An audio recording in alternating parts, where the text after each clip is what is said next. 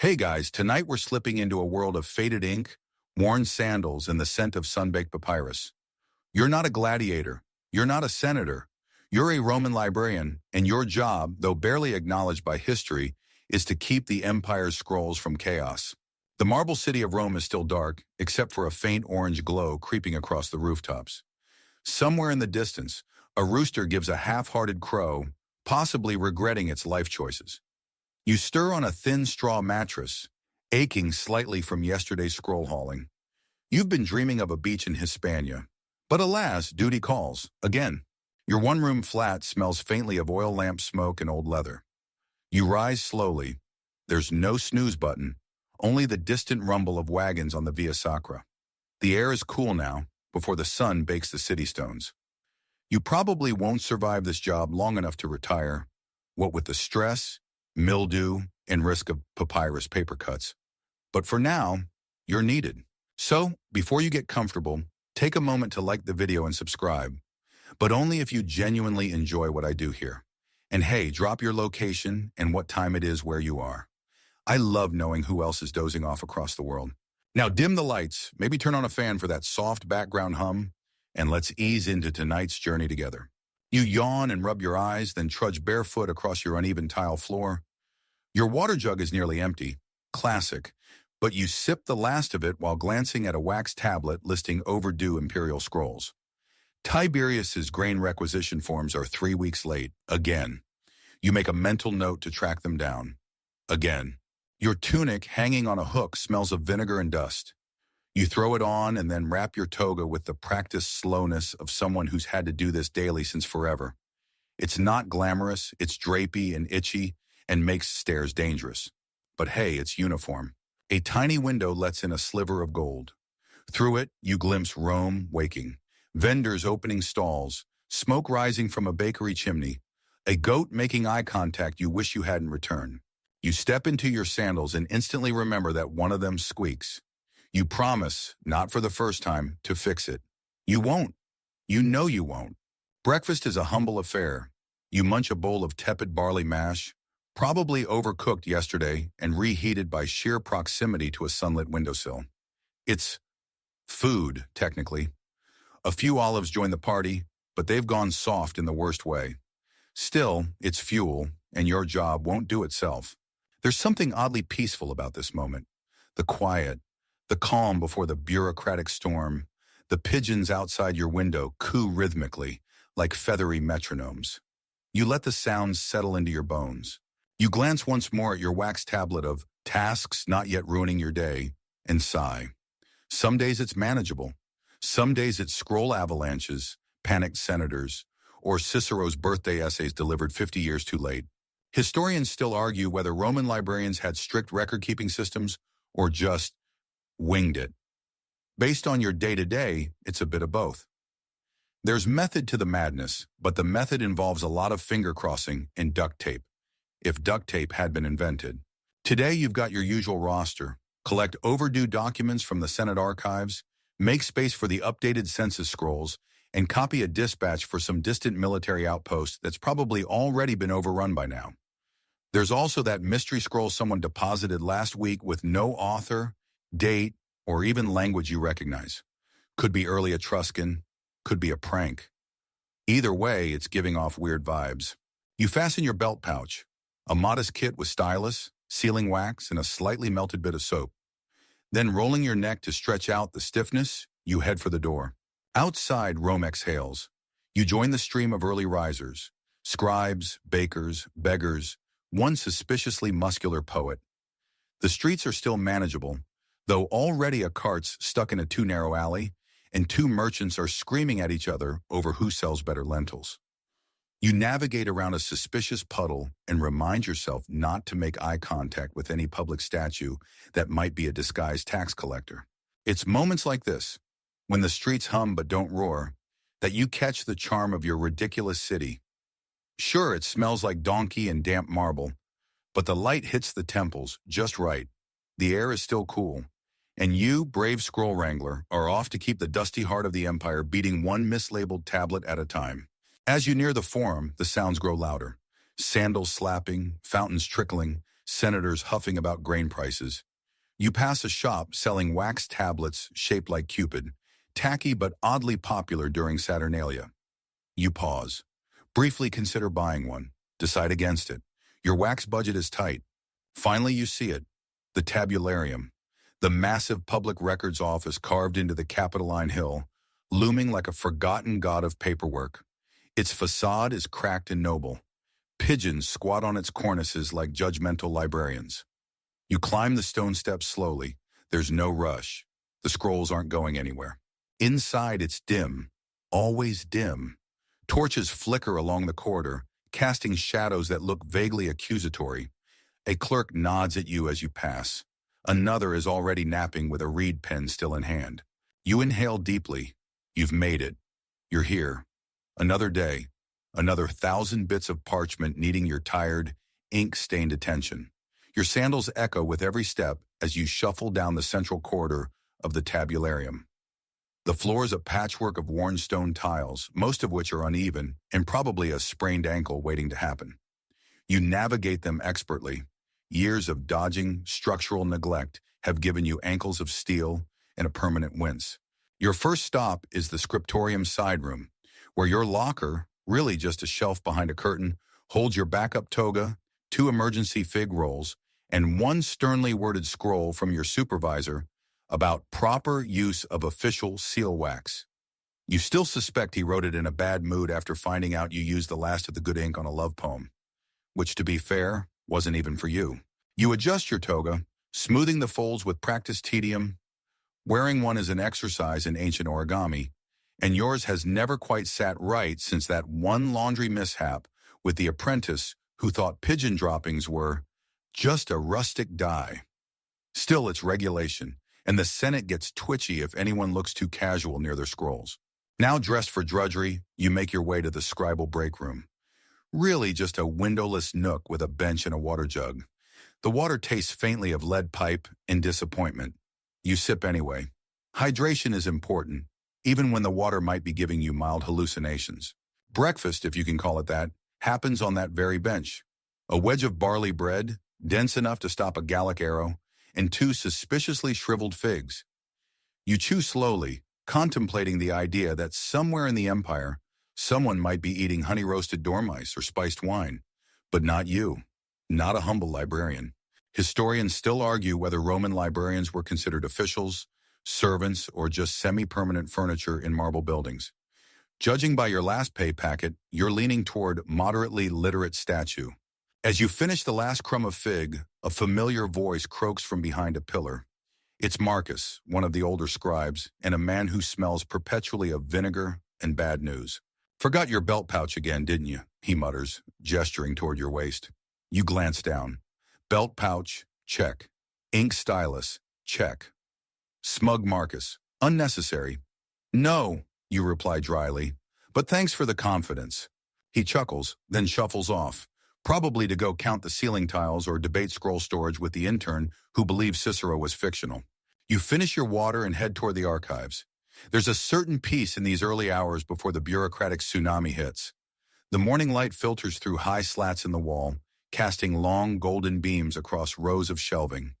Dust hangs in the air like ancient confetti. You pass the public scroll desk, already stacked with complaints, property records, and 1 urgent petition regarding a goat of suspicious origin. You don't even slow down. There's a brief moment of joy as you reach your little alcove. It's the only spot in the building where the sunlight hits just right. A small chipped bust of Minerva watches over your desk, eyes slightly crossed, as if she too is wondering how she ended up here. Your first task? Reviewing a stack of overdue documents from 3 provinces, each scroll rolled tighter than a senator's coin purse. You untie them carefully, breathing in the musty scent of old ink and mild mildew. It's oddly comforting, like the world hasn't changed in decades. Because it hasn't, and you kind of like it that way. Each scroll has its quirks. One is water-damaged and smells like fish, possibly from a coastal garrison. Another includes doodles in the margins, a tiny gladiator fighting what looks suspiciously like a chicken. You pause. That's going in your personal collection. A fringe detail you quietly love. Some scrolls are sewn shut, not tied, not waxed, sewn, as if the scribe just had access to a needle and no patience. Historians debate whether this was a security feature or just the ancient equivalent of, meh, it'll hold. You admire the creativity either way. As you sort, a young boy appears at your elbow. He's holding a small tray with a bowl of more water, hopefully less lead, and a few olives, pretending this is a favor and not part of his job. He's one of the library runners, and he's already invented 3 board games using bits of broken wax tablet. There's a delivery from the Senate, he says, then adds, it smells weird. Is it alive, you ask? No, but it hissed at me. Perfect. Put it over there next to the cursed scrolls. The boy rolls his eyes and vanishes, probably off to bother the record keeper who insists he's descended from Romulus. You lean back, stretch your arms, and stare at the ceiling. It's peaceful, boring but peaceful. The kind of slow burn routine that makes you forget time exists, until, thud, a scroll drops somewhere nearby. You wait. Silence.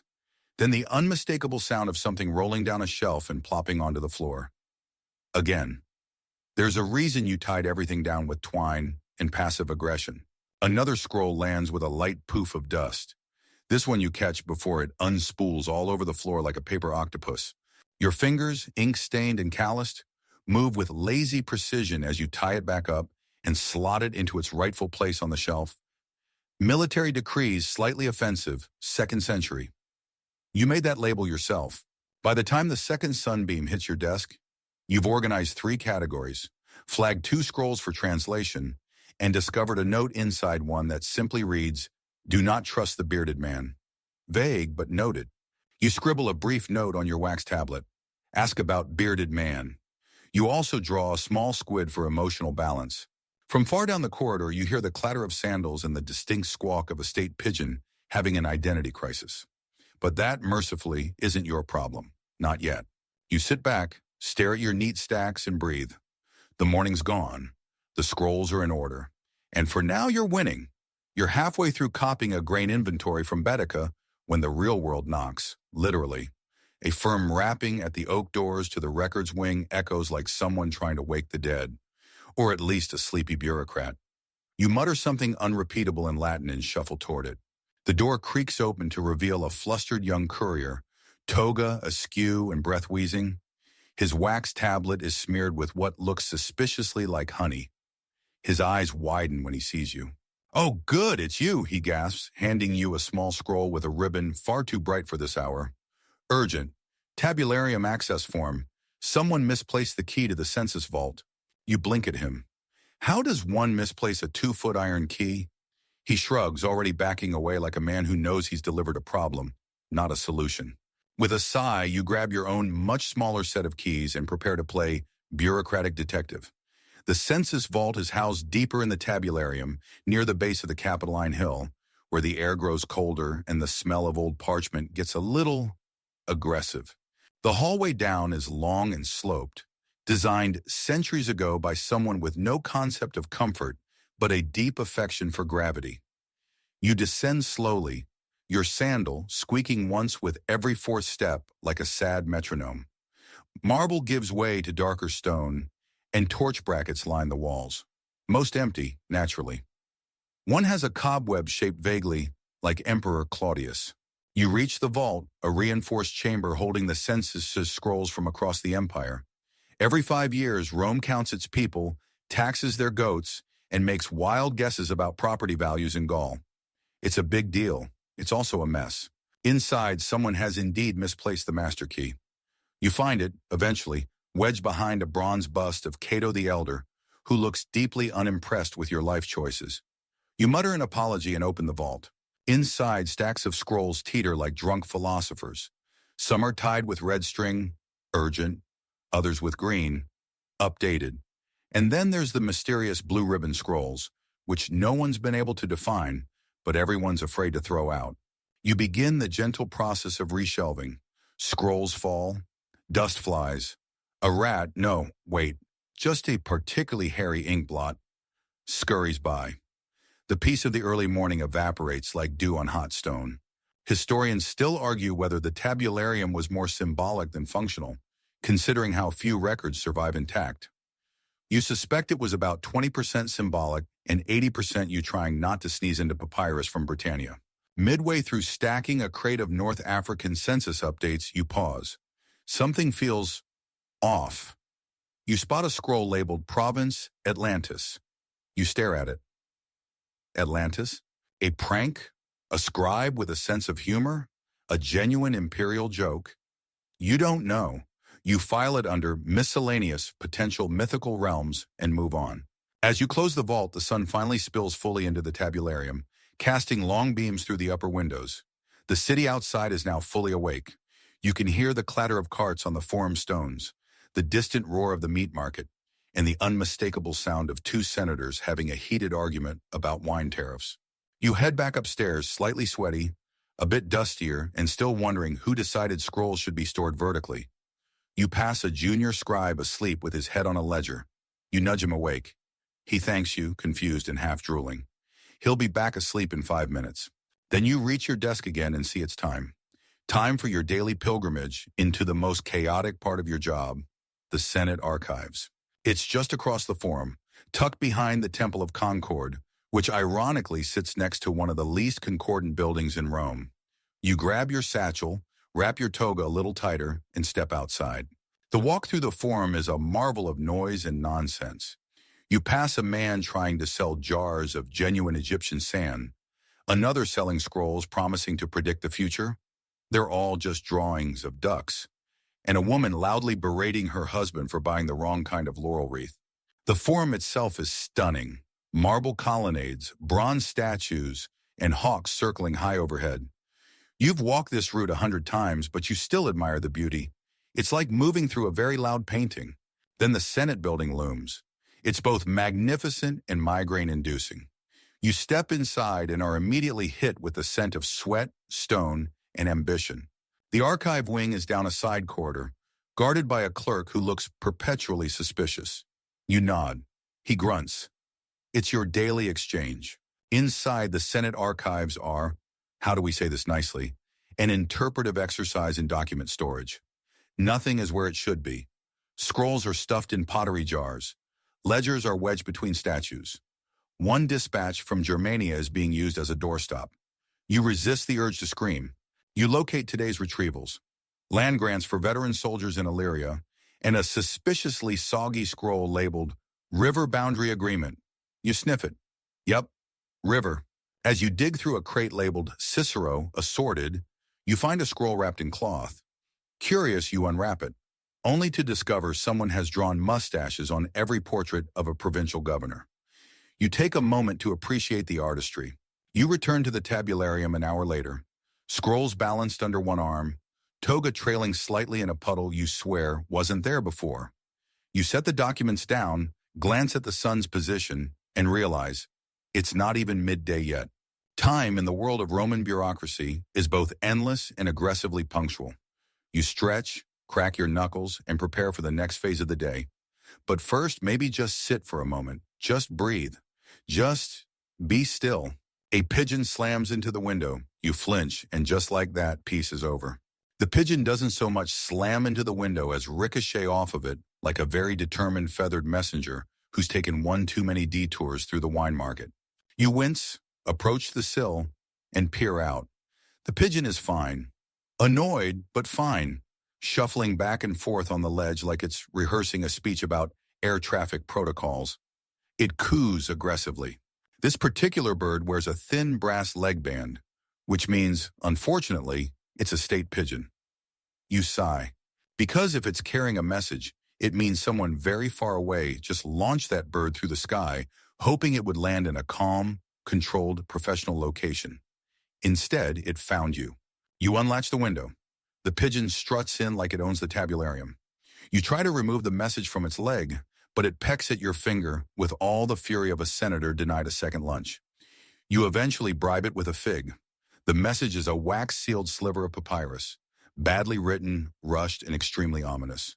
Scribe Nonius, please confirm if Legio Wartorn received the updated supply scrolls. Urgent. Dacia unstable. Again. You read it twice. Then a third time. Legio 14 is stationed along the Empire's northeastern frontier, known for moody weather and moodier tribal uprisings.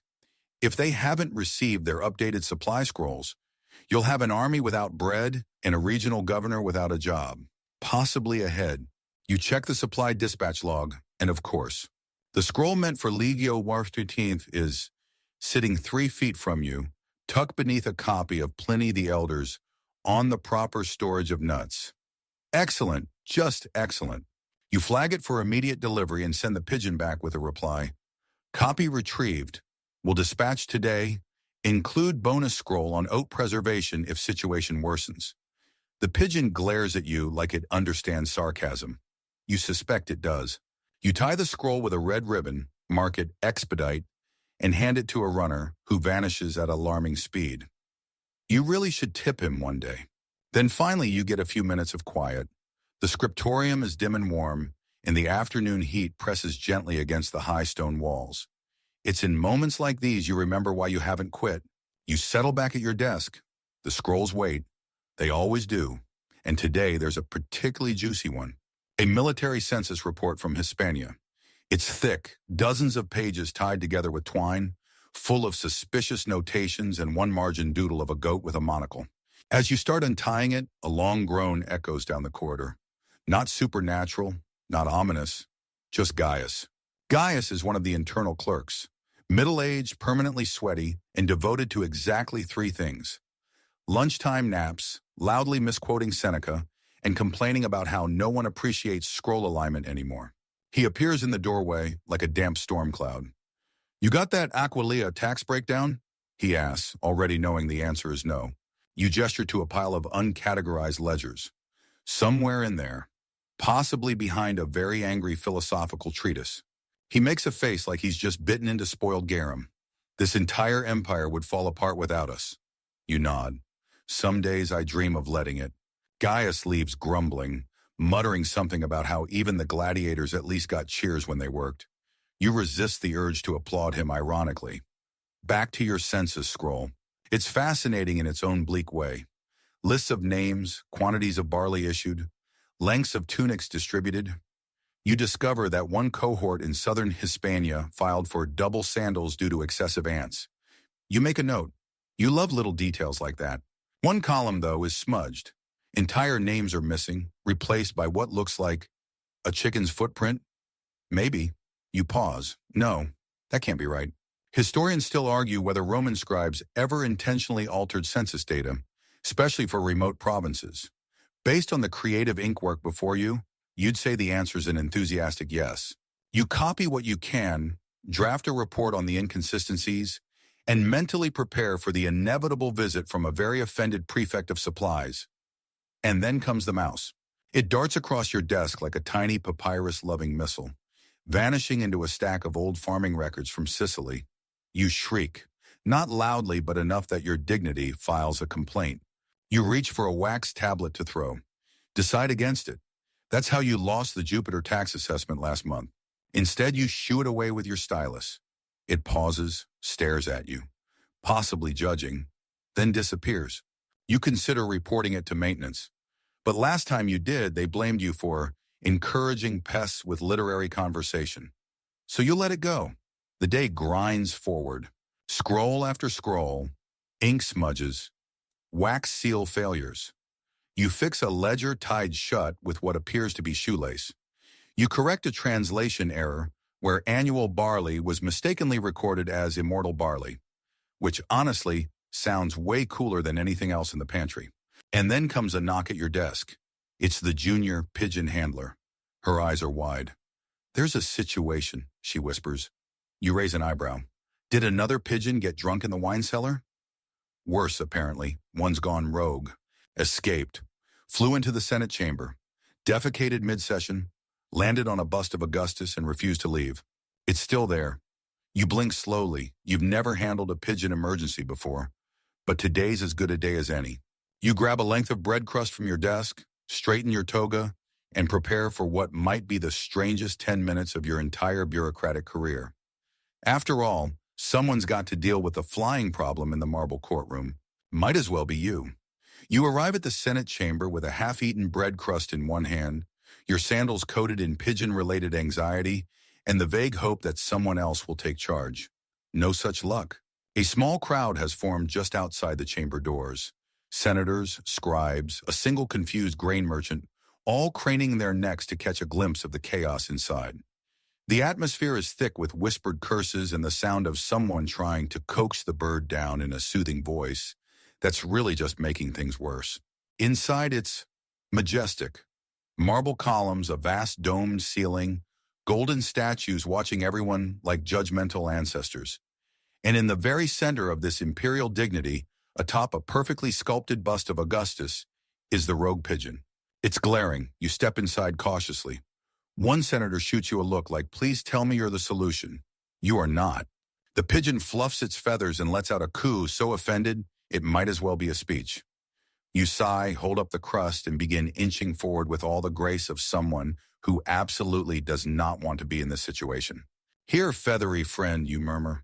Let's not destroy democracy over a flight path. You take a step. The pigeon watches. Another step. You raise the bread a bit higher, eyes locked. And then, movement. Not from the pigeon, from Senator Petronius, a notoriously dramatic man with a voice like thunder and a fondness for overreacting. He claps his hands. Loudly. The pigeon panics. It takes off in a flurry of wings, doing a low flyby over the senators' heads. One yelps, another ducks.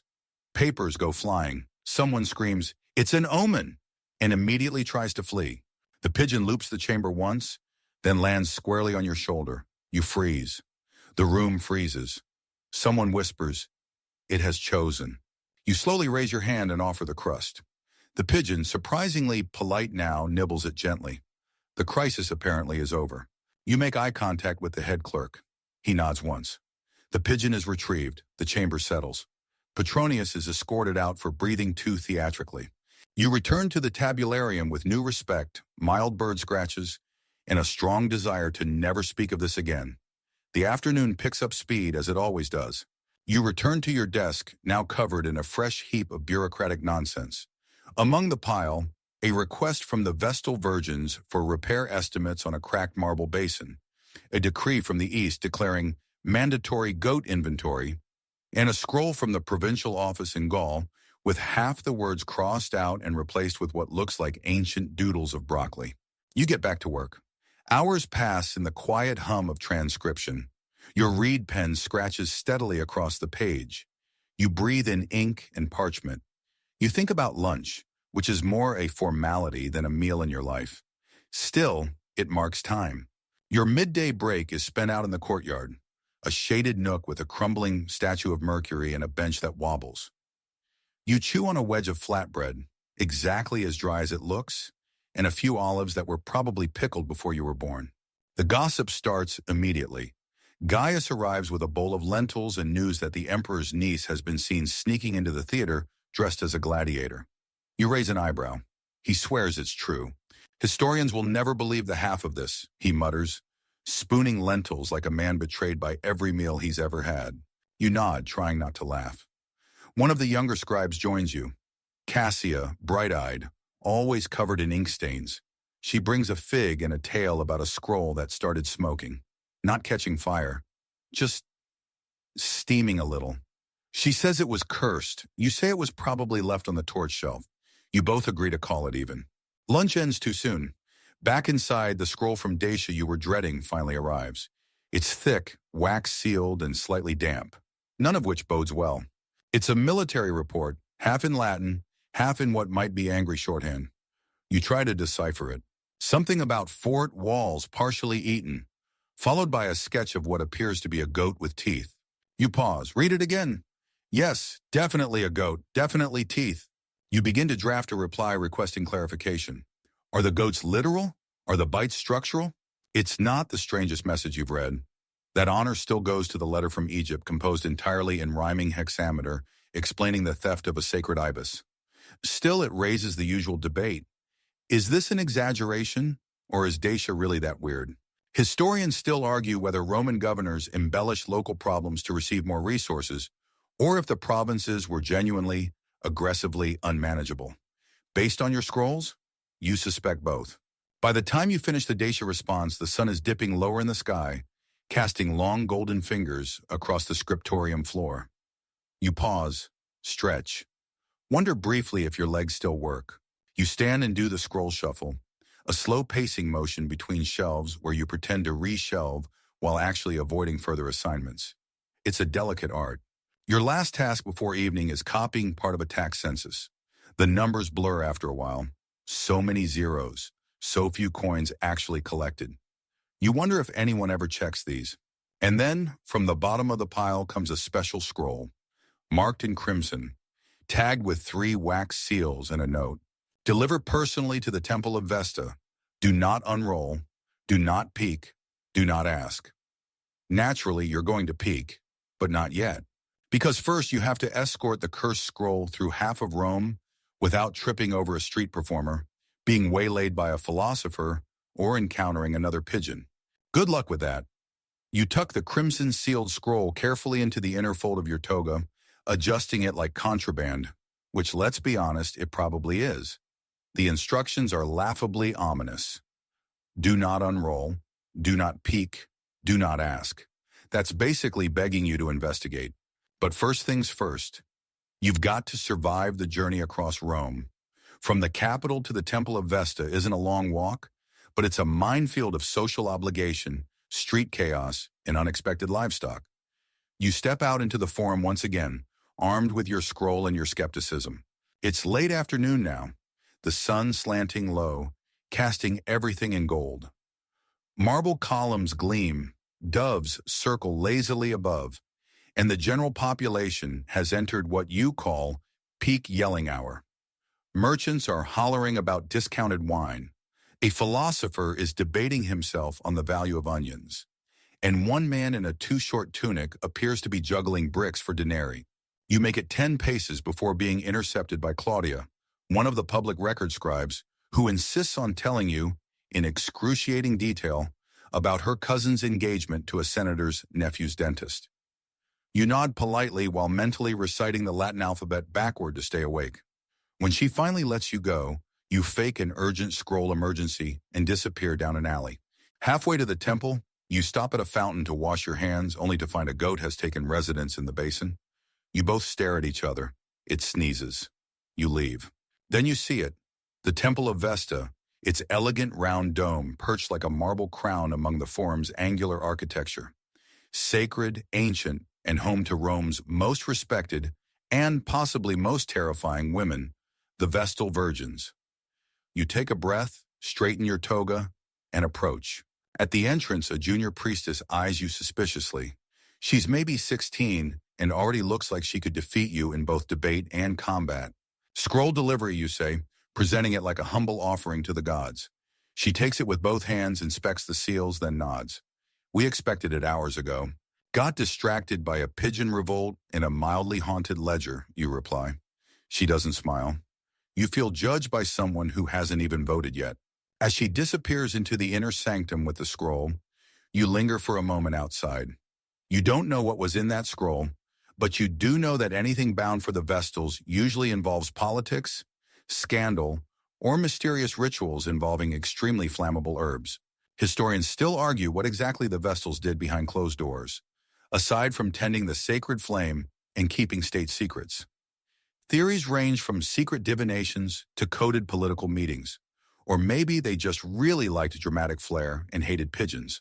You begin the walk back through the forum with a little more curiosity than you'd like. What was in that scroll? Why the 3 seals? And why had it smelled faintly of lavender and burnt honey? You're so deep in thought you nearly walk straight into a donkey. Not just any donkey, a postal donkey, carrying a saddlebag full of wax tablets with a bored-looking handler who gives you a nod. Eunanius? You blink. Yes. He pulls a cracked tablet from his bag and hands it to you. From the port, apparently urgent. Something about shipping confusion? He leaves before you can ask anything else. Classic. The message is hastily scratched in shorthand and salt-streaked, likely written aboard a cargo ship. You squint at it. Grain shipment misfiled. 3,000 amphorae of fish sauce instead. Send help. Or bread. You close your eyes. Deep breath. This again. You were supposed to finalize the grain inventory a week ago, But the scrolls were misplaced behind a bust of Julius Caesar, and then someone rewrote them as a satire. You're still not sure how that happened. So now a town on the Italian coast is swimming in garum and starving for carbs. You scribble a quick reply. Shipment error confirmed. Grain requisition being resent. Please do not drink the fish sauce. You hand the tablet to a passing runner and trudge onward. You've still got an hour or so of daylight left, and the scroll room isn't going to alphabetize itself. Back at the tabularium, things have become suspiciously quiet. You step into your alcove to find 3 scrolls laid out neatly on your desk, each with a note. Scroll 1, copied treaty from Numidia, very damp, possibly sneezed on by camel.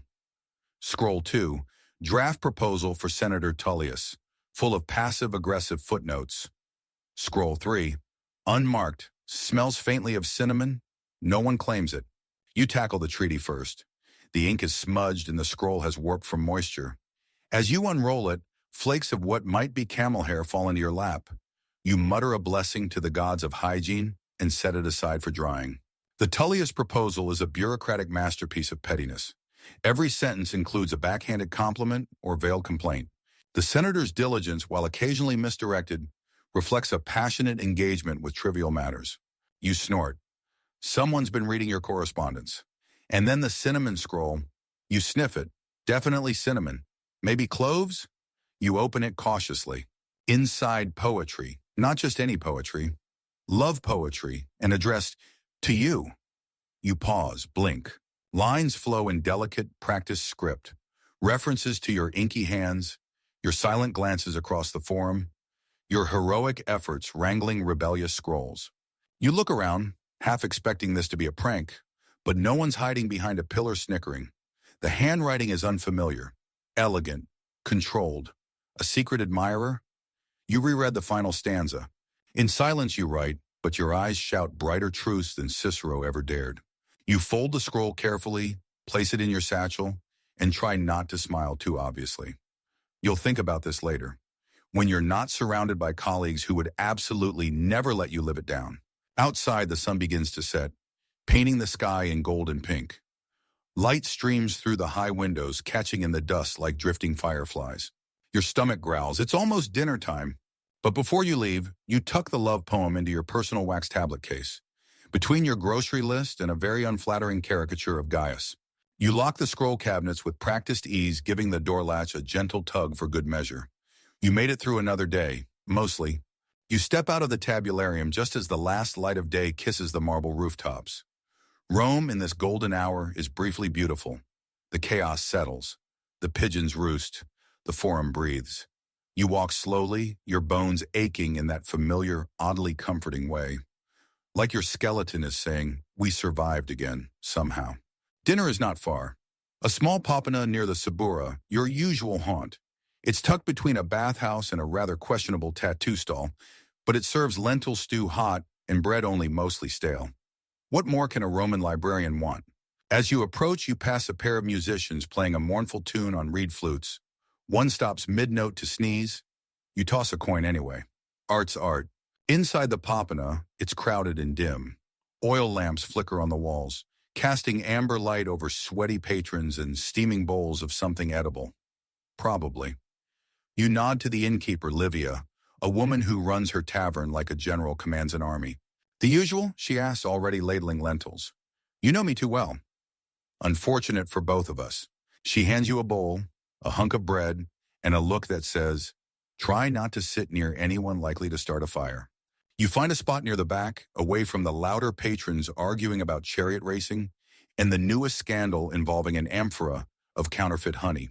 As you eat, you take out your wax tablet, not to work, just to doodle.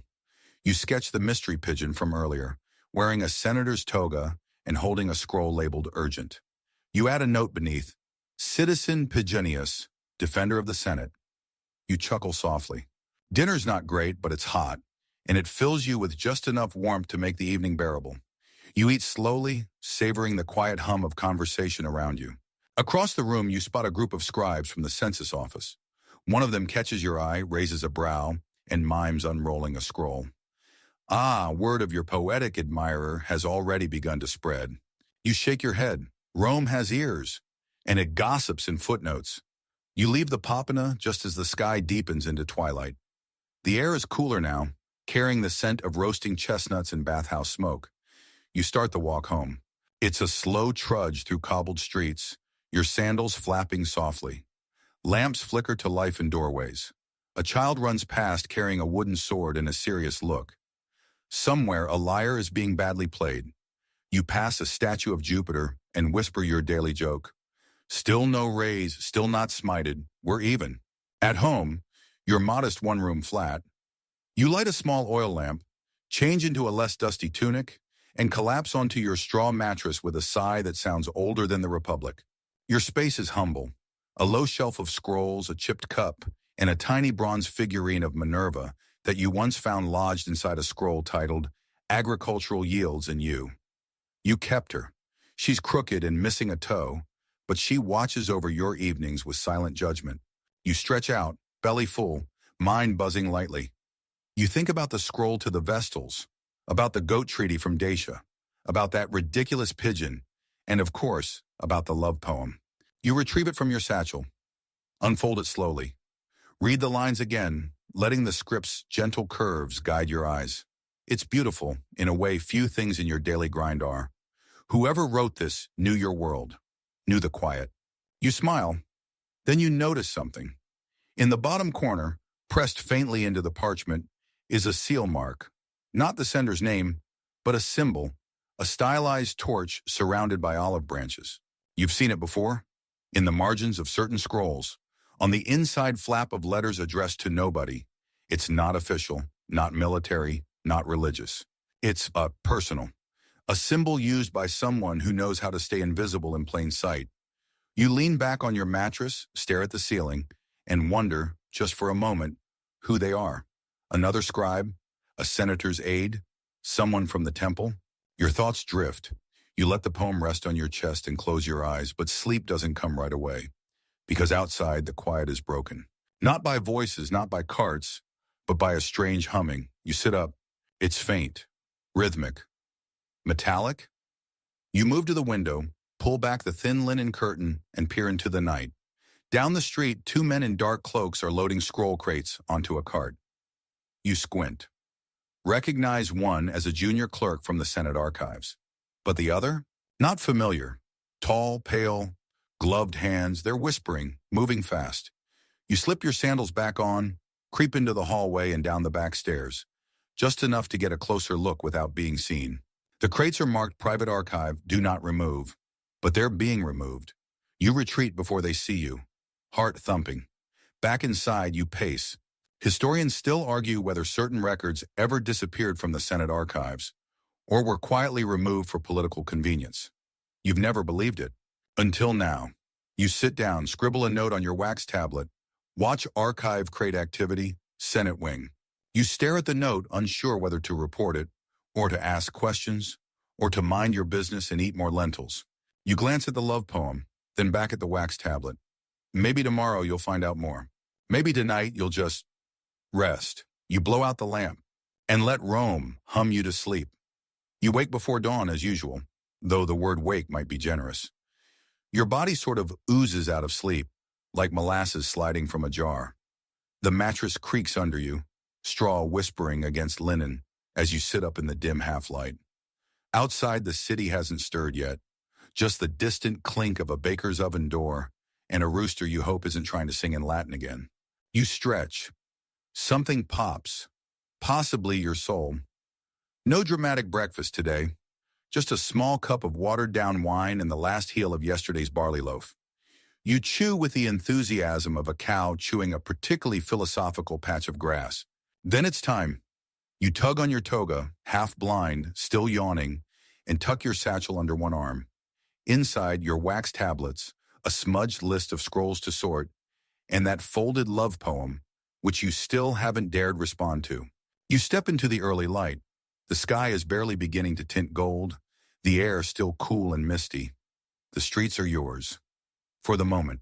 It's one of the best parts of your day, this silent, private walk through the city before it erupts.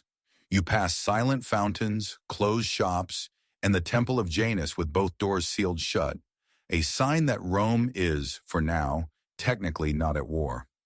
Which is comforting, though you did just read a scroll claiming otherwise in Dacia. Again, your sandals echo lightly over the stones. Pigeons flutter down to inspect you like feathery tax collectors. One pecks at your hem. You ignore it with professional dignity. As you reach the tabularium steps, you see something odd. The front door is ajar. That door is never ajar.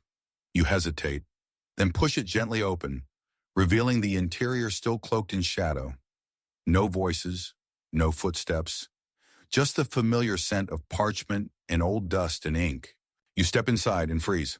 Scrolls, hundreds of them, are stacked in the center atrium, not where they're supposed to be, just there, on the floor, in the open, tied bundles, loose ones, some sealed, others cracked open like forgotten fruit. Someone's done this, someone who shouldn't have. You step forward cautiously. Pick up a scroll. It's from the Imperial Diplomatic section. Should have been under lock and key. You untie it just a finger's width and glance inside. A list of provincial spy reports. You rewrap it. Fast. This is bad. Then a voice behind you. I wondered who'd find it first. You nearly trip over your own toga. It's Cassia, the young scribe from yesterday's lunch. She steps out of the gloom holding a lamp, her eyes sharper than usual. This wasn't us, she says. This was done in the night. You gesture helplessly to the scrolls. What even is this? A warning, or a mess, possibly both. She steps over a ledger with the air of someone who's seen worse. You kneel and inspect the stacks more carefully. Not just diplomatic scrolls, military dispatches, trade agreements, even letters from the cursus publicus, the imperial mail service. Whoever did this wanted to make a point, or hide something in plain sight. You both begin sorting, slowly, quietly. Cassia mutters, "This feels like a test." You nod. Or a prank, or a cover-up. Historians still argue whether Roman archives were ever deliberately disrupted to erase key events from history. Some claim entire campaigns were wiped from the record. Others say that's just the result of centuries of mildew, rats, and mildly vengeful scribes. You suspect both. A few minutes in, you find something strange. A scroll with your name on it. You pause, unroll it. It's not a message, it's a transfer order. For you, effective immediately. Nonius of the Tabularium is reassigned to the grain office, Sabura district. Cassia reads over your shoulder. The grain office? Your brain skips like a scratched wax record. You didn't request this. No one warned you. And it's signed by, wait, the signature is smudged. Not unreadable, just blurred, as if sealed too quickly. You both stare at it. What did you do? She asks, trying to sound teasing, but you hear the concern. I filed census reports. I argued with a pigeon. I read a poem. Cassia frowns. The Vestal Scroll? You nod. And suddenly the air feels heavy. She leans in. Maybe don't go to the grain office. Just yet. You nod slowly, because none of this feels right. You work silently through the rest of the heap, restoring order with the kind of practiced calm only chronic archivists can muster.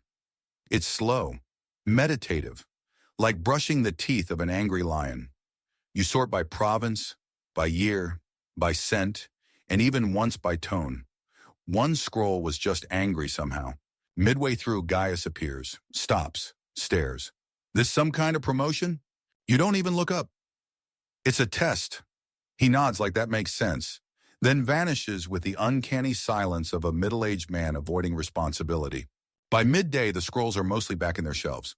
You've cataloged the damage, marked the anomalies, and placed the transfer scroll in your personal tablet box. It sits there, humming with possibility, or threat, or absurdity.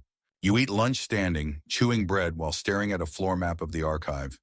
You circle the areas affected. One section stands out. Diplomatic reports from Illyricum. Half were moved. The rest are missing. You jot another note. Illyricum reports, cross-reference.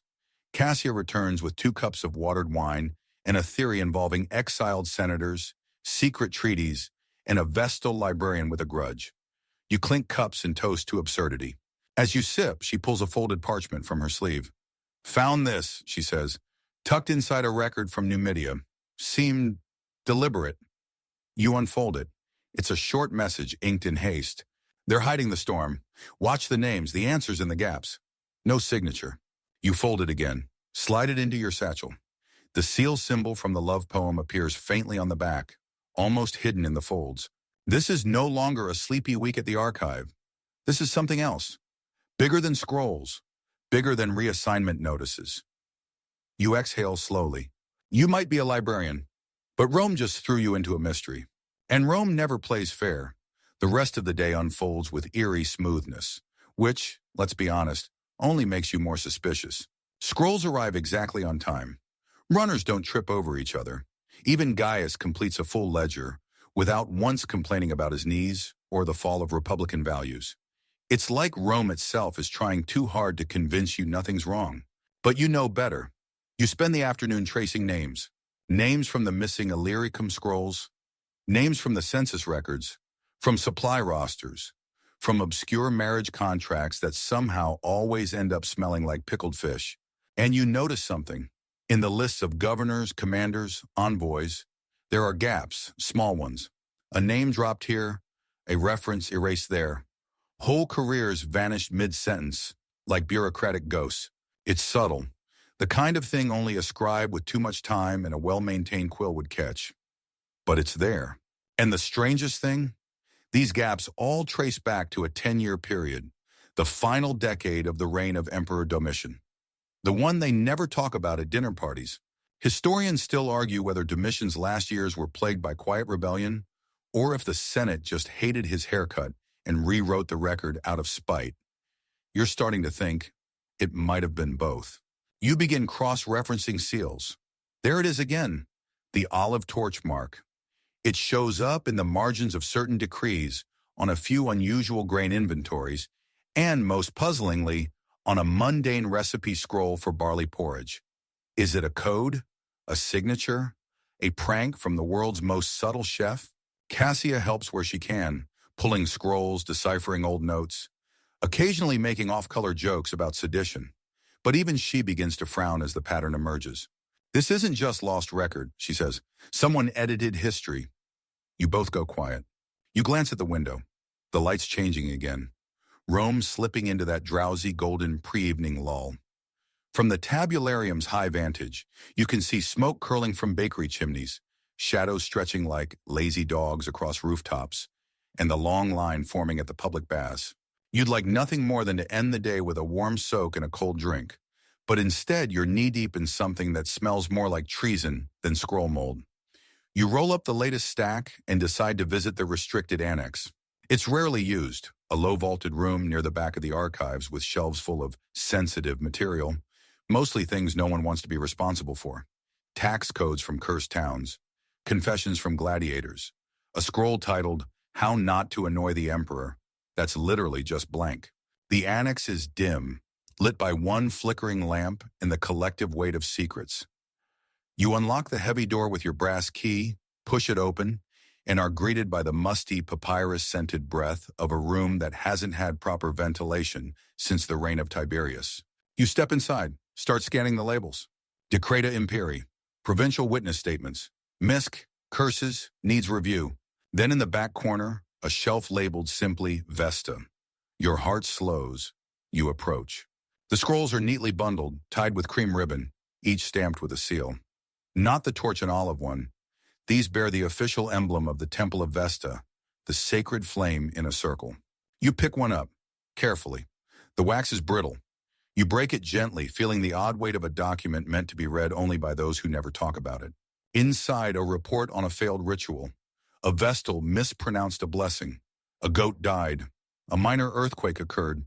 Everyone survived, but the wording is weird. Signs misaligned. Flame dimmed. Message unclear. Resubmitted prayer within hour. It doesn't say who the message was for, just that it was received. You glance around the annex like someone's watching. Then something catches your eye. A second scroll hidden behind the first. No seal, no label. You unroll it. Inside, a single phrase written in tiny, almost spidery script. The olive burns only where silence grows. You reread it. Again. Again. It makes no sense. And yet somehow it feels like it does. You roll it up, take both scrolls. Lock the annex behind you. Back at your desk, you tuck the cryptic one into your personal tablet box. The other you place under a loose tile on the floor, just in case. Evening creeps in. The scriptorium empties. The runners vanish. Cassia heads out, waving with a tired smile and a warning. Don't stay too late. That's when the scrolls whisper. You laugh, but not entirely. Alone now, you organize your notes, lists of names, gaps in the records, the cryptic poem, the burned goat ritual, the shipping error from Dacia, the censored grain scroll, and at the center of it all, that olive torch. You think about the love poem again, its lines, the seal, the warning hidden in affection. Whoever wrote it wasn't just watching you. They were pointing you towards something. You unroll it one last time tonight. Trace your finger over the ink. The last line again. In silence you write, but your eyes shout brighter truths. You whisper the words to yourself. They feel heavier now, like they were never just about you. You stand, stretch. Let your candlelight flicker long enough to chase the shadows back a step. Then you blow it out, leaving the room in full darkness. Some mysteries wait until morning, others are already awake. You arrive at the tabularium the next morning determined to keep things boring. Just for one day. No coded poetry, no whispering scrolls, no state pigeons with attitudes. Just a nice average cycle of ink stains and badly written tax records. Naturally, that lasts all of 12 minutes. You've barely sat down when a courier from the Temple of Vesta shows up, hooded, silent, and carrying a scroll wrapped in silk. He doesn't speak. He doesn't blink. He hands it over, nods once, and walks out like a scene from a tragedy you never auditioned for. You stare at the silk bundle, gently untie it. Inside, one scroll, thick parchment, bound with golden twine. You open it, and your stomach does a very tiny cartwheel. It's from the High Vestal herself. Her handwriting is precise, clean, no wasted ink. She gets straight to the point. Scribe Nonius, you have been observed. The pattern you noticed is not coincidence. We recommend discretion. You are not in danger yet, but you are now part of something older than scrolls, older than this archive. Trust no official. Burn this message. You blink, then you read it again and again. You fold it slowly, hands shaking only slightly. Then you walk, very calmly, to the corner hearth where defective wax tablets are disposed of. You drop the scroll in. Watch it curl, darken, and vanish into soot. You return to your desk, sit, and stare at your inkpot, older than scrolls. You pick up your stylus, but your hand hovers above the tablet. Suddenly, it feels foolish to even write. Trust no official. What does that make you? Cassia arrives mid-morning with 2 bundles of scrolls and a half-eaten fig in her mouth. Big shipment from Germania, she mumbles, dropping the scrolls with a thud. Smells like elk. Possibly fear. You smile weakly. She squints at you. You look like you saw a ghost. You almost say it, almost share the letter, the burning, the cryptic warning. But then you remember the last line. Trust no official. You're not sure where that leaves Cassia. Instead, you ask about the Germania reports. She shrugs. Mostly supply chain records, some odd troop rotations, but she leans in. I found another gap. You perk up. She hands you a scroll. It's a simple inventory list. Weapons, tents, oat rations. But halfway through, the names of commanding officers just stop, then pick up again with new ones. They changed everyone mid-month, Cassia says. No record of where the old officers went. You nod slowly. Same pattern as Illyricum. You both look at the map pinned to the wall behind your desk. Provinces where these gaps keep appearing. Illyricum, Germania, Dacia, Numidia. A wide, erratic arc on the empire's fringe. All restive. All rich in either resources, legions, or very dramatic goats. You pin a red thread between them. It looks like the outline of a ring. Later, in the empty scroll room, you compare old copies of decrees bearing the olive torch seal.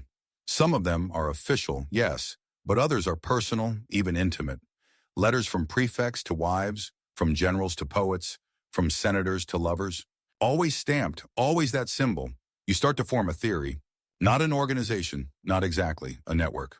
Something unofficial, quiet, whispered between lines, hidden in marginalia and misfiled inventory.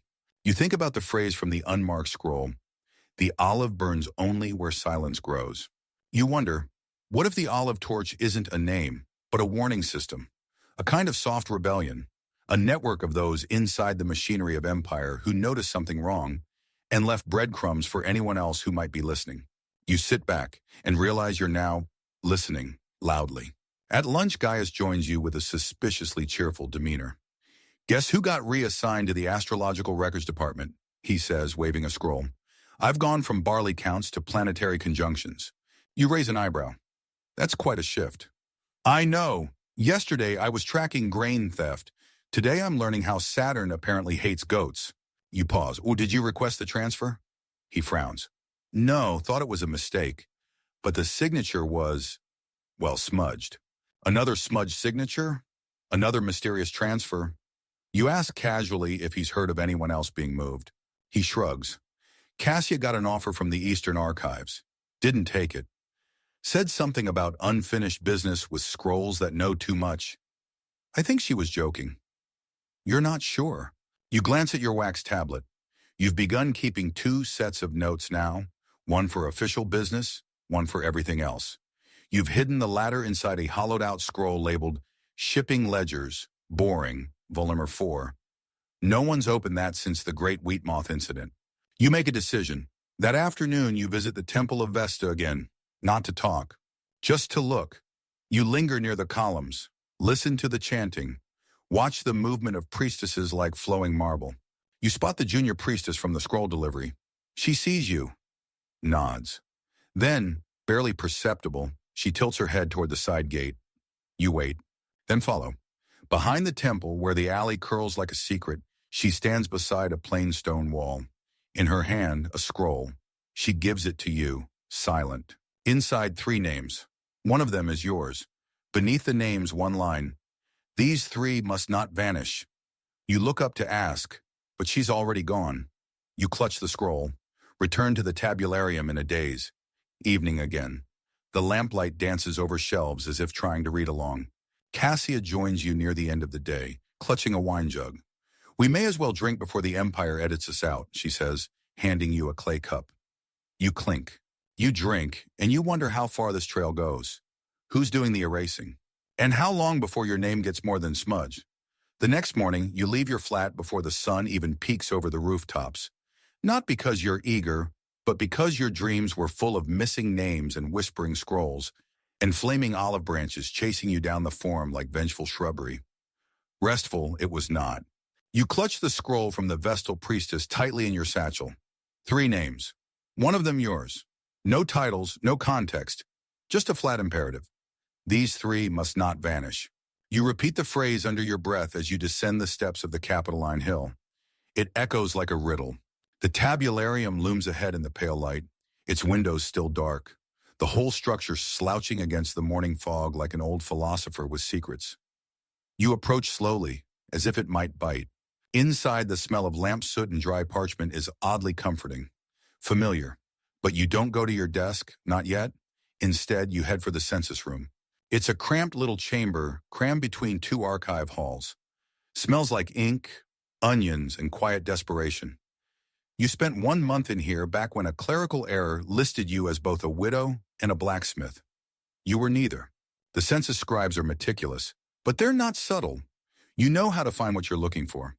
You check the names on the scroll. The first, Titus Calvus. There's a Titus Calvus listed in the city rolls, a former centurion turned city administrator. But strangely, his record ends 3 years ago. Not with a death notice, just ends. Next name, Vibia Lentula. Sounds familiar. You find her in the citizenship ledgers. A grain official. Last assigned to Ostia. You remember the fish sauce incident. Could be her. But here's the weird part. Her scroll is still active. Says she was transferred. But the destination field is blank. Not redacted. Not missing. Just blank. As if no one dared write it down. And then there's you. The third name. The reassignment to the grain office. Only now, when you check the official records, it's gone. Like it was never issued. You sit back, blink. Okay. Historians still argue whether Rome kept dual ledgers. One public, one private.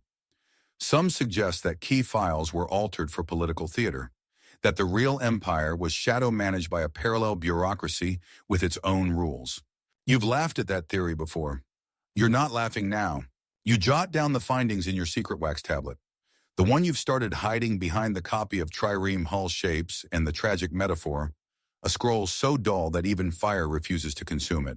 You rewrap the scroll from the vestal, retie the string, place it in your satchel like it's something sacred or cursed. Later that day, Cassia appears beside you with a stack of military reports and an eyebrow raised like it knows more than she does. You know we're being watched, right?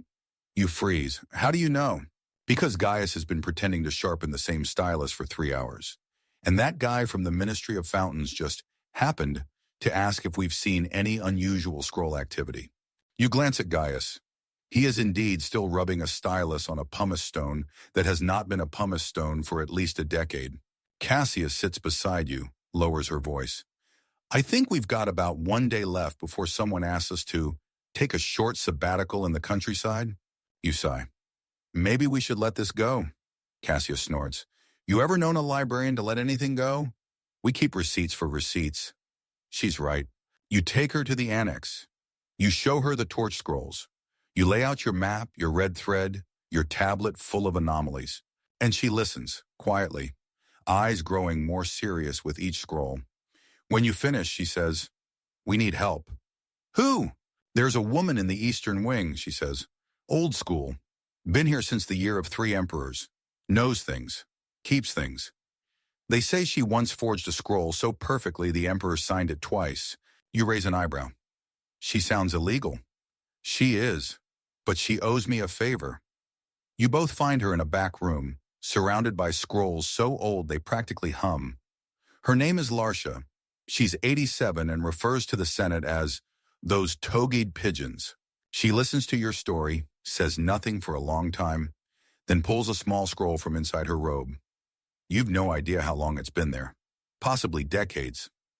She hands it to you. Inside, a list of 6 names. 2 are already crossed out. You recognize one, Titus Calvus. You're not the first, she says.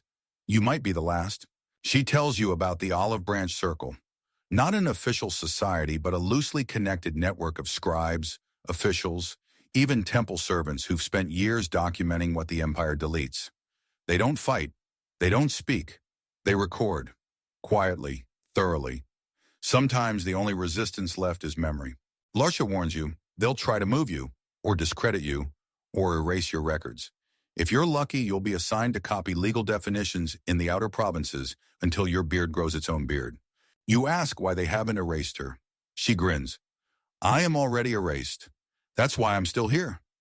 You return to your desk that afternoon in silence. Gaius has finally stopped sharpening his stylus. He nods at you once, then looks away. You wonder how many others know. How many have seen the same pattern, but said nothing.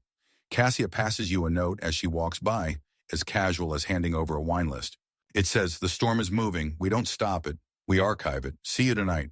You nod, and you prepare, not for war, for preservation. Because sometimes being a Roman librarian means defending not just what is, but what was, and what they don't want remembered. Night again.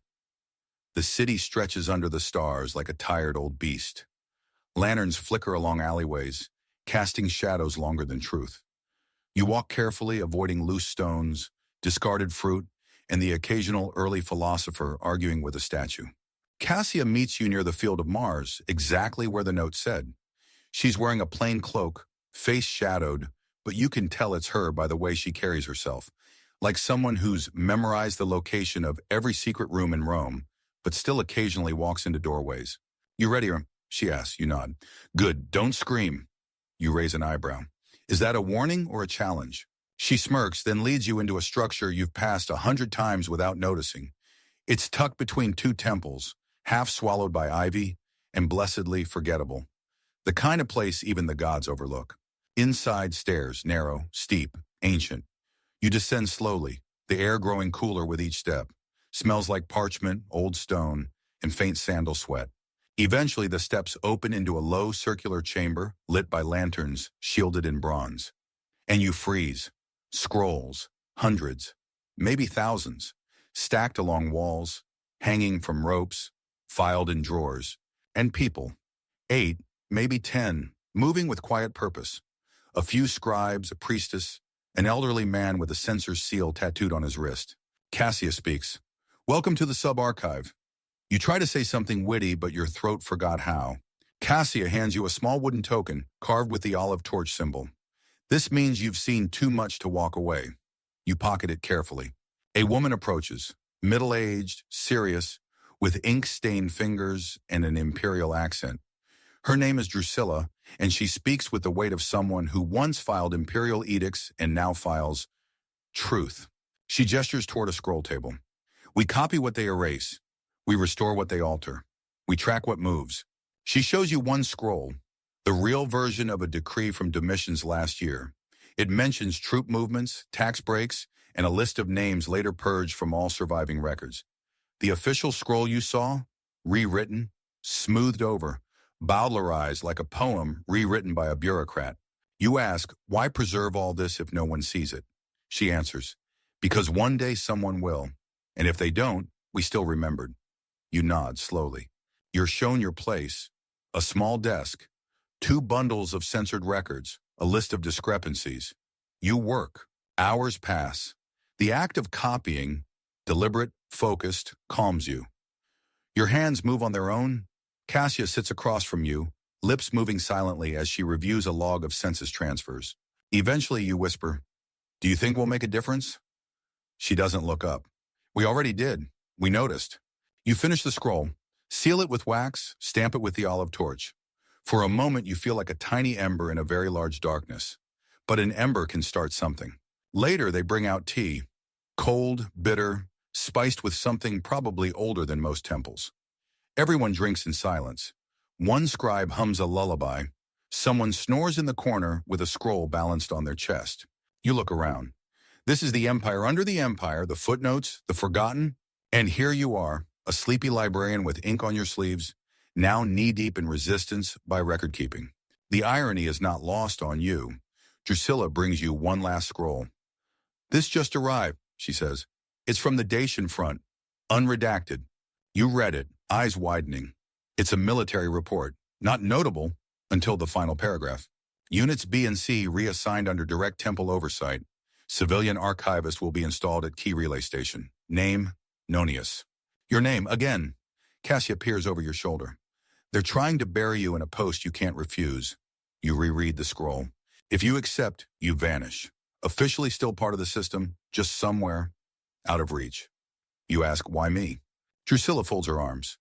Because you read what others ignore, and because you care more about accuracy than self-preservation. Unfortunate qualities, you mutter. Essential ones, she corrects. You sit in silence. Then you hand the scroll back. Can you forge an acceptance letter? Drusilla smiles faintly. Of course. You don't ask how she's so confident. Cassia pats your shoulder. We'll file you under missing but meticulously documented. Later you exit the sub-archive with your head full and your heart heavier. Rome is still sleeping. You walk through its silent streets, past shrines and statues, past beggars dreaming of warm bread, and senators dreaming of new statues. You reach your flat, climb the stairs and step inside, and there, sitting on your small writing desk, is a folded parchment. No seal, no signature. You open it. Thank you for choosing the silent flame. The record remembers. But beware the quiet within the palace. You reread the last line, the palace. You've been so focused on the archives, on the provinces, on erased names and corrupted scrolls, but you forgot one key thing. Who orders the redactions? Who benefits from the gaps? Who holds the olive branch in one hand and the torch in the other? You fold the note slowly, slide it into your secret tablet case, and sit. You're not just in the margins anymore. You're on the page. Morning. This time, you don't go to the tabularium. Instead, you take a detour, down streets slick with dew, past vendors yawning into figs, past children chasing imaginary battles. The city is half awake, blinking crust from its eyes. Your destination? The Palatine Hill. You've only been once before, and even then, only to deliver a scroll about tax exemptions for marble importers. A scroll nobody read, filed, or understood. But today, you're not delivering anything. You're observing, from a distance naturally. You don't have clearance, or the face for diplomacy, but you do have curiosity, and an increasing sense that something inside those walls is orchestrating this quiet, disappearing act. Not just approving edits, but initiating them. You find a ledge near the gardens. From there you can just make out the shape of guards in ceremonial armor, staff moving like ghosts through vine-draped corridors, a flicker of something gold behind a curtain. The palace is too calm. You stay for half an hour, learn nothing, except that the silence here is thicker, more deliberate. You leave before anyone can ask what a librarian is doing crouching in the ornamental bushes. Back in the city proper, you visit Larsha. She's waiting with a scroll already half unrolled. "I thought you might come." You ask her if she's ever heard of anyone inside the palace manipulating the archives. She lifts an eyebrow. "Only every emperor since Claudius." You clarify. "I mean personally, not just ordering revisions, but coordinating them. Strategically." She goes still, then opens a low drawer and removes a letter. Cracked parchment, faded ink. She passes it to you. It's unsigned, but you recognize the handwriting. The same as the love poem. That same confident, looping script. Begin removing traces of the Dacian officer, shift dates, redirect grain tally. Archive nothing. The truth can sleep a century if no one leaves a note. Your skin prickles. This was before you noticed anything. Before the Vestal poem. Before the first gap. This wasn't just a reaction. It was planned. "Who is this?" you ask. Larsha shrugs, but it's the kind of shrug that holds a dozen suspicions. "We call them the quietus. No rank, no title, no record. Just a habit of noticing inconvenient continuity and then rewriting it." You glance at the letter again. You remember the poem. The joke about silence, the olive torch. What if it was never a warning against quietus? What if it was from them? Back at the tabularium, you check the poetry scroll again. Line 6. "I write in gaps between decrees, in footnotes lost to time and freeze." What if it's not love poetry? What if it's a confession? Cassia finds you in your corner, forehead pressed to the desk. "You okay?" "Define okay. Are you dead?" "No." "Then you're above average." You show her the letter. She reads it once, then again. She says nothing. Instead, she draws out a wax tablet and writes 3 words. "We name them." You nod. That night, you return to the sub-archive. Quietus is real. You have a letter, a scroll trail, a pattern, names buried, cities retitled, events scrubbed like soot from marble. Drusilla receives your theory like she's been waiting for someone to say it aloud. "There's always been someone," she says. "A hand behind the edits, a finger on the wax. Why haven't we found them?" She looks at you and says nothing. You understand. Because what if they're inside the archive? What if the one person trained to spot every gap is also trained to make them? You check the scroll room registry. Someone's been accessing the provincial files at odd hours. Cassia's name? Not on the log. Gaius? Also not. But there is one repeat name, scribbled quickly, sloppily. Aurelia. She's a junior scribe. Quiet. Precise. Known for her handwriting and total lack of opinions. You've spoken to her once, about a spilled ink pot. But now, you wonder. The following morning, you approach her casually. "Did you process the Dalmatia scrolls from the South Wing?" She blinks. "I thought you did." You smile. "Oh, I did. I was just wondering if you'd seen the name Marius Attilius in any of them." She pauses, too long. Then softly, "He's not in the records." You nod. "I know, he should be." She tilts her head, then smiles, small, terrifying. "You're not supposed to notice." She walks away. No panic, no cover story, just calm acknowledgement, like you've passed a test, or failed one. You and Cassia stare after her. "She's not Quietus," you say. "No," Cassia replies, voice tight. "She's a liaison." Aurelia's too low-ranking to pull strings, but she can watch, she can nudge, she can report. And now she knows you know. That evening, you do something dangerous. You write a response to the poem, short, careful, hidden in a scroll about pottery shipping weights. "I saw the torch. I heard the silence. The record breathes. You won't erase me quietly." You don't sign it. You leave it in the sorting basket. Next morning, it's gone. The sky over Rome is a pale, waxy gray as you walk through the forum, with a little too much purpose for a man carrying a satchel full of scrolls and a half-eaten fig. You don't wave to the vegetable vendor, who usually insults your haircut. You don't stop at your usual bakery for the badly sliced honey loaf. This morning, you head straight for the tabularium with a sense of dread that buzzes like a bad translation under your skin. You don't even make it up the steps before you notice something is off. The guards. There are guards. Not the usual bored functionaries lounging around the entrance, but actual praetorians. 2 of them, standing like statues with just enough aggression to suggest that if you mispronounce scroll, they'll pin you to the wall with a gladius. One steps forward. Nonius? You nod, eyes flicking instinctively to your sandals like they might sprint without permission. You're requested at the Ministry of Truth. You blink. That's not a real department. The guard's expression doesn't change. It is now. You glance behind you. Cassia, arriving late as usual, spots the situation from 50 feet off and immediately spins on her heel like a marble-headed deer fleeing philosophical hunters. Smart, you sigh. Am I being arrested? No. Am I being promoted? A long pause. Also no. You're escorted through Rome like a slightly confused dignitary.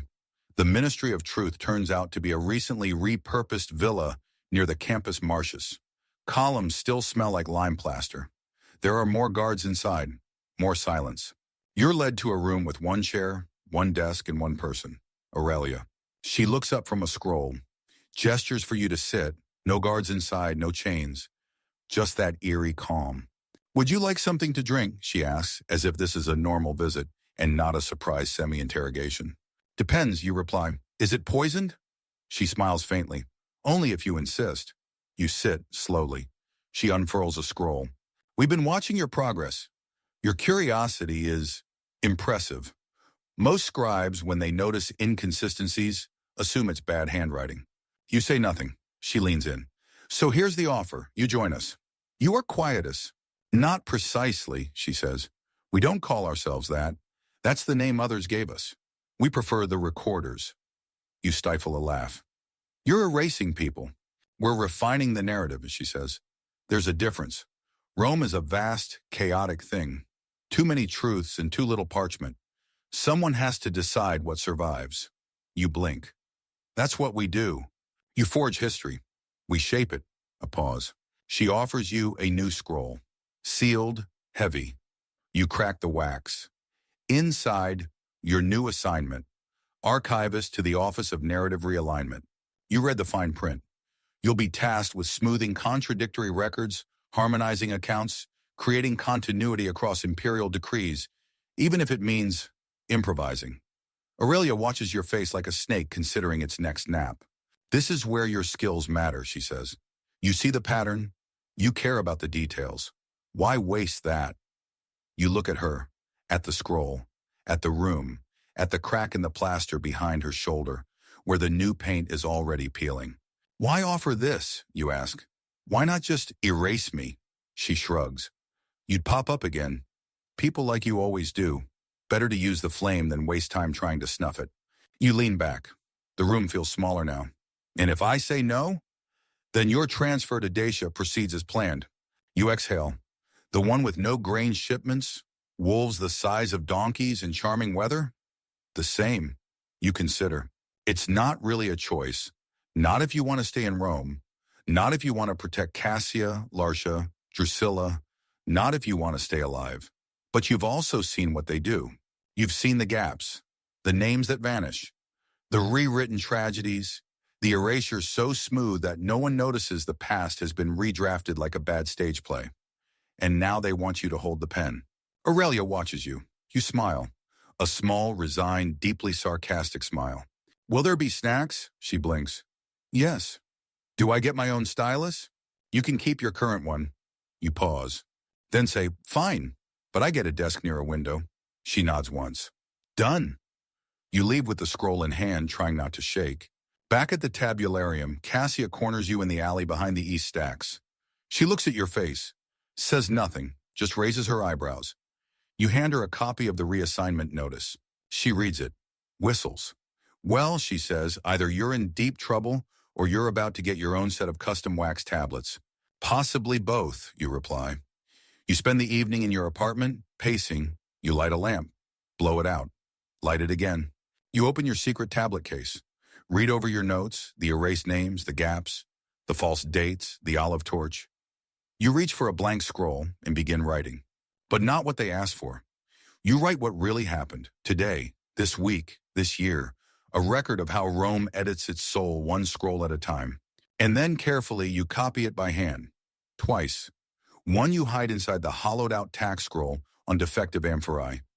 The other you slip beneath a paving stone behind the tabularium. And the third, that one you give to Larja, just in case you don't wake up tomorrow, because you're not just part of their machine now. You're part of the counterweight. And if the recorders shape the empire, you'll make sure someone remembers how. You don't sleep that night. Or rather, you do, technically, but only in the way a candle rests when it's nearly spent. You close your eyes and drift somewhere between thoughts and memory, where the faces of erased officials float like smoke and poetry keeps reordering itself in your head. When morning comes, you step outside and feel different. Not braver, not calmer, just adjusted. Like someone who's finally realized they're swimming in a river they can't control, so they might as well learn to float. You head to your new office. It's real. They weren't bluffing. The Office of Narrative Realignment sits in a quiet wing of the Ministry of Grain, a bureaucratic camouflage that only makes it feel more dangerous. Its corridors are tiled in cool marble, unassuming, filled with the scent of dried ink and long-decayed loyalty. Your workspace is small but pristine. 2 shelves, 1 lamp, 1 view, rooftops and laundry lines. If you squint, you can see the edge of the forum. There's a note on the desk. In Aurelia's precise hand, "Congratulations. Your first assignment is to realign the conflicting accounts of the Battle of Mons Sarmaticus. Make it glorious, brief, and bloodless." You frown, because nothing about that battle was bloodless. You pull the existing scrolls, 3 versions of events. One states the Romans won with overwhelming force. Another admits to a temporary retreat. The third, written by a civilian witness, includes a line about soldiers trading wine for safe passage. You know which version they want preserved, but you also know how to leave breadcrumbs. You write the requested version first, elegant, sanitized, complete with a rousing speech that almost certainly never happened. You seal it with the olive torch. Then, on the wax tablet buried inside the 4th drawer, you inscribe the true sequence. All the awkward pauses, the negotiations, the mud, the surrender. You slide that version into the growing quiet collection beneath your desk. It's not rebellion. Not exactly. It's insurance. Each day becomes a rhythm. You file what's expected, and you archive what's real. You learn how to write in double meanings, how to embed footnotes within metaphors. You even develop a habit of encoding minor facts in acrostics, like a child hiding secrets in plain sight. One scroll you approve reads, "Romans retreated bravely under full strategic foresight, but the first letters of each sentence spell S-T-A-G-E-D. Cassia calls it bureaucratic mischief. You call it being Roman." Still, not all scrolls can be salvaged. Some are so thoroughly erased, so masterfully forged, that you can't even trace what used to be there. Whole towns that no longer exist in name or memory. Trials that never reached a verdict. Senators whose careers have been overwritten with a single polite phrase, "died in service." Historians still argue whether the Senate's silence in certain years was due to genuine peace, or fear so complete it muted even their egos. You now suspect the latter. One day you find a scroll on your desk with no note, no sender, just a single line written in the now familiar looping script of your mysterious poet. We all write in ink. Some choose shadows. You look around. No one meets your eye. You add the note to your private archive. Behind, correspondence, mostly useless. And still the days unfold.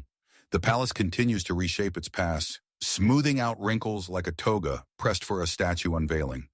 You press your stylus into wax with just enough resistance to let memory sneak through the cracks. One afternoon, while reviewing supply records for the province of Britannia, you find an order signed by your own name. You didn't write it. You never visited Britannia. The signature is nearly perfect, but you spot the error. They used your old seal. The chipped one you stopped using after you dropped it in a temple fountain during a failed date. Someone is forging your actions now, which means you're no longer just an observer. You're a character in their story. You write back. "If you're going to rewrite me, at least get the signature right. Regards, the version of me that still exists." You send it through the inner courier route. No reply comes, but the forgeries stop. You suspect that was the reply. The sub-archive continues to grow. Cassia still visits. Larcia still glares at imperial edicts like she can make them apologize. And Drusilla, stoic, unshakable, begins referring to your preserved scrolls as the candle index. It's not a revolution, but it is a ledger. It is memory. It is the empire between the lines. You wake each day knowing that most of your work will be unseen, that most of what you preserve will sleep beneath tiles and table legs and false covers for centuries. And yet, you keep writing, because Rome may conquer with swords and marble, but it lasts with stories. And you are now, for better or worse, one of the last true keepers of them. Word count, 100. Wind down, 300 words. You close the scroll gently, hands dusted with wax and faint regret. The lamp beside you flickers lower now, as if it, too, is growing tired of remembering. The air in your little archive room softens. Paper sighs, shadows blur. You lean back, stretching limbs worn from stillness. The silence is not empty, it's full, brimming with the weight of history and the hush of things almost forgotten. Outside, the city dims. Rome doesn't sleep, she shifts. Her alleys hum with lullabies of sandals on stone, of fountain drip, of cats chasing nothing in particular. And up here, among scrolls that whisper louder than senators, you are part of her quiet breath. The walls no longer feel like stone. They feel like parchment, and you, a careful ink mark sketched into the margins. You leave your desk tidy, stylus capped. Secrets tucked just so, the real scrolls hidden within the false. The truth sealed behind lies that smile too perfectly. You walk to the window. A breeze finds you, cool, light, laced with olive oil and dust. Somewhere a flute plays. Somewhere someone dreams. You whisper just once, "Remember me," and the room doesn't answer, because it already has. Now close your eyes, let the ink dry. Let the past fade into softness. Let the record sleep, for now.